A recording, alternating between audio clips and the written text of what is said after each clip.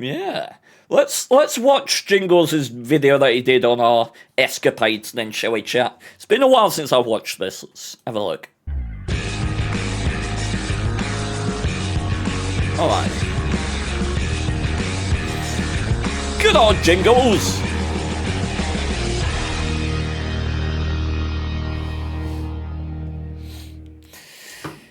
Howdy folks, and welcome back to World of Tanks with the mighty Jingles. In today's video, I'd like to introduce you to a little concept that seems to be gaining some traction, pun intended, in World of Tanks lately. I don't know if an actual phrase has been coined yet to describe...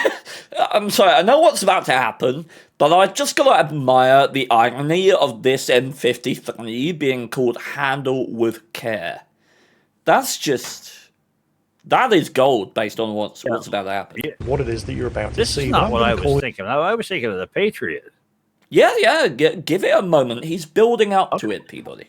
With a power-assisted ram as the next penetration here in the T-49 is demonstrating by assisting this M53 and getting up to speeds that no M53 is ever supposed to travel at, and using it to assist in killing the Centurion Action 10 there.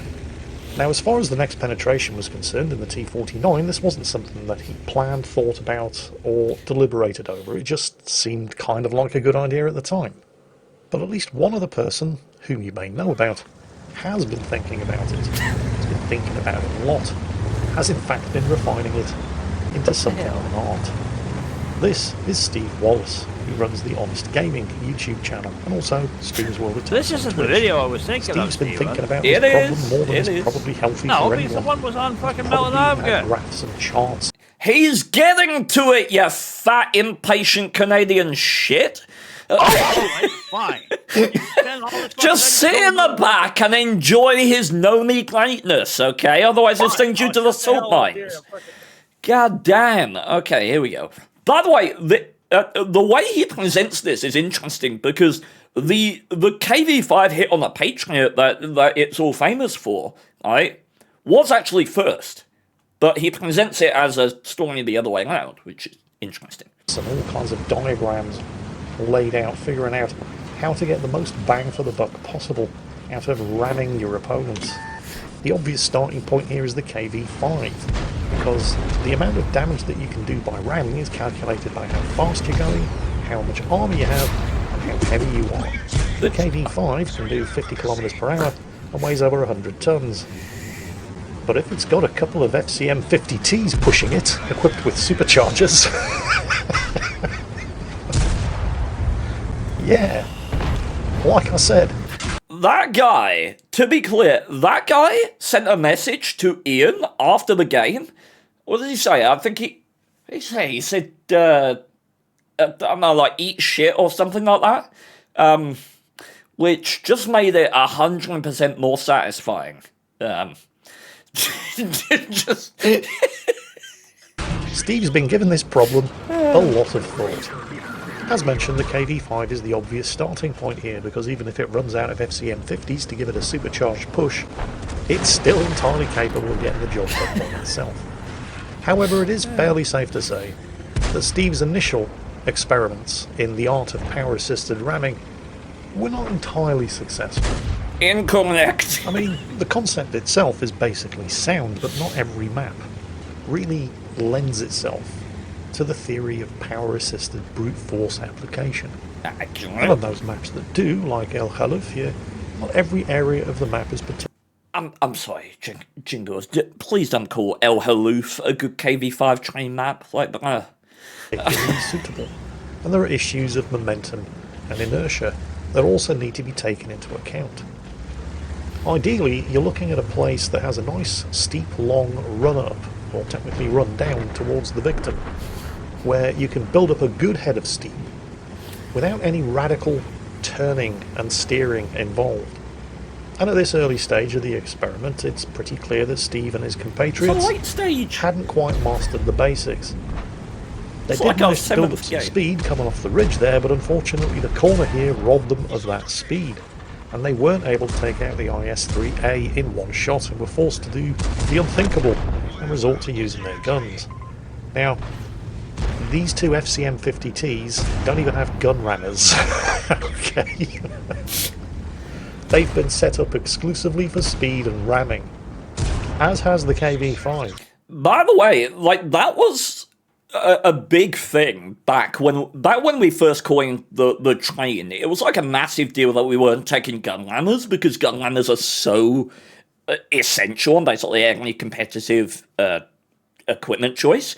But I mean, the setup we went with was, and it still is, it's hardening, grousers, and turbo.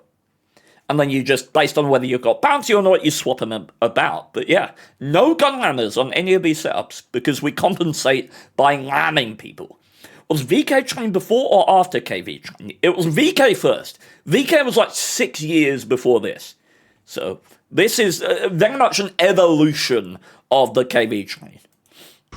So bearing that in mind, the three of them are actually going to have a hard job taking out even a pair of lurvers in a gunfight. We are not. And then it occurred to Steve, hang on a minute, this thing's set up for speed. It did not occur to me. Why am I trading shots with a pair of lurvers? And when he actually started using the speed, and bear in mind, even before you start tinkering with it, the FCM50T is one of the fastest and most manoeuvrable heavy tanks in the game anyway. And once Steve fully embraced that fact, there was no chance that this lurver was ever going to get another shot at him.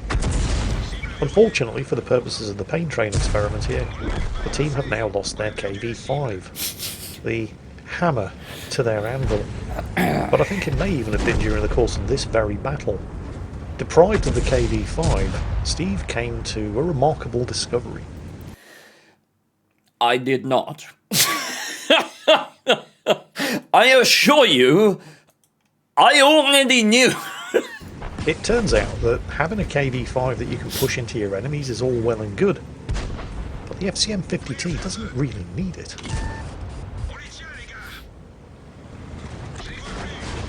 It has 120mm of frontal armour. It'll do 51 km per hour. More if it's going downhill. And it weighs 50 tons. This game was just so... I got the counterintuitive though that may sound, the idea that a French tank is actually good at ramming. The FCM50T actually is. I mean, having a KV-5 that you can charge into your enemies with is definitely not a bad thing. But the FCM50T, deprived of the KV-5... Watch the double kill here, by the way. Still manages to do a pretty good job. The only real downside is that it takes more damage from the rams than the KV-5 would, but if you've got enough health to begin with, that's really not an issue. There's one enemy tank left, the Black Prince. Time for a spot of surprise butt sex. Okay. Half of the damage call that a successful experiment. Mistakes were made, but lessons were learned. I got a top gun. Now let's take everything that we've learned and put it into practice. You know what we really need here, don't you? We need Malinovka. Thanks for the cheer. I'll look at that magic. after the video. Here Thank it you. is. Remember, under the ideal circumstances, to make the maximum possible use of the power-assisted ramming technique, you need one KV-5 set up for ramming. You need a pair of FCM50Ts set up for speed. Oddly enough, the setup is the same between KV-5 and SCM. Hardening turbo houses. Exactly the same. The chargers, additional grousers, all that sort of thing. You also really need the right map.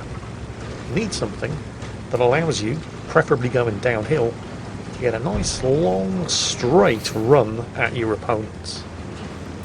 Let's not beat around the bush here. What you really need is Malinovka. That and balls of steel. Great big balls of steel. Great big balls of steel of such impressive size that the only practical method of transporting them around with you is to load them into a wheelbarrow and push them around in front of you. Yep, these guys have that one covered too. You might remember seeing Steve on this channel before. This isn't the first time he's gotten up to his shenanigans, although this is the first time I've seen anything quite this calculated. The last time I featured him, he was in, I think it was an ELC Even 90, a very, very, very small tank, sitting inside a cap circle behind a bush that on a good day, might conceivably be big enough to hide a lawnmower, undetected, capping with an enemy ISU 52 metres away from him. It was like 60. And the ISU never saw him. Never even thought to wonder why the enemy base was being capped. Things like that. Just exactly how high can you stack your camera rating? And then I Things like that are the sort of thing that Steve does. There's no idea, no suggestion that he is prepared to write off as just too stupid. Disclaimer, there are ideas that I will write off as too stupid. They mostly come from chat. Chat is a dark place. He'll test anything, at least once. Oh, here it comes. In a phrase that seems to be becoming increasingly popular in wargaming games this week, choo-choo, motherfucker! You see that full health T-26E5 Patriot? You see it? Gone! IS-3 behind them. Under normal circumstances, you'd stop to take care of the tank behind you, but not today. 850? Plenty of other friendly tanks on the top of the hill. They don't have time for this. And in fact, you know, the funniest thing about this part of the replay is that I was actually having a minor seizure during this part of the game. Because my reaction was so visceral. I mean, even Ian, like, went above 10 decibels. Like, that's how you know it was an amazing moment. Like, you could even hear Ian raise his voice. Just absolutely shattered the ceiling of what we thought was possible for land trains. And then, yeah, I was having a dystonic sort of postural hypertension-related seizure because I got so excited. So you see me, I'm auto-aimed here, and I'm just doing this and holding the space bar down to try and fire. I think the IS-3 is about to dive off the hill because he can see what's coming just as well as anybody else. Unfortunately, they do have. There he goes. Yeah, they do have to actually stop and use their guns here. And now it's time to reform the paint train. KV-5 at the front, and off we go, looking for fresh victims. T-30, oh, not good. Oh, KV-5's hit. One more hit, he's dead. Now the T-30 does have a very slow reload, and they are going pretty fast, but they're not going fast enough. Fortunately, the prospect of certain death bearing down on it. By the way, that was not the T-30 that fired. Bless old Jingles. Him caused a sudden rush of shit to the T-30's brain, and he managed to completely miss the shot that would have probably not saved his life, but at least extended it by a couple of seconds. Also, Valiant, right now, very Valiant. Watch, I'm going to jump in front of Simpson to save his life.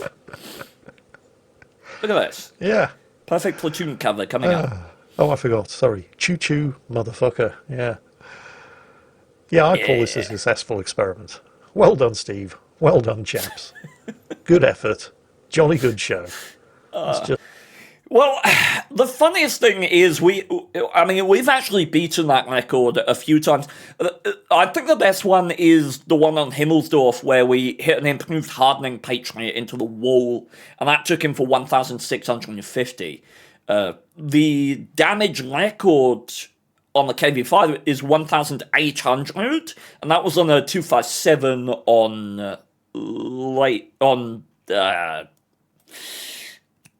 Mountain Pass. Yeah.